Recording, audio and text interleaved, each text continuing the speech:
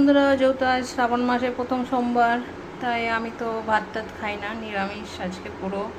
তাই আমি কি খাই সেটা দেখাবো। অনেকে তো সাবু ভিজিয়ে খায়, যার যেটা ভালো লাগে খায়। তো আমি যেটা খাই সেটা আপনাদের সাথে শেয়ার করছি। আমি নিয়ে নিচ্ছি মাখানা, কাজু, আলমন্ড, বাদাম, আর এটা হচ্ছে কমপ্লেন, এটা হ্যাঁ, যেটা কেশর বাদাম ফ্লেভারে।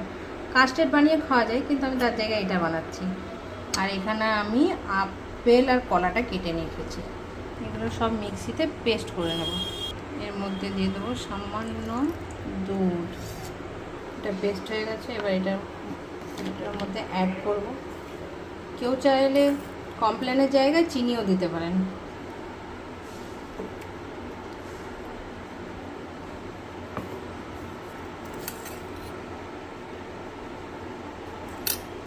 মাখিয়ে নেবো। এবার মাখানো হয়ে গেছে, ওপর থেকে কিশমিশ ছড়িয়ে ডান।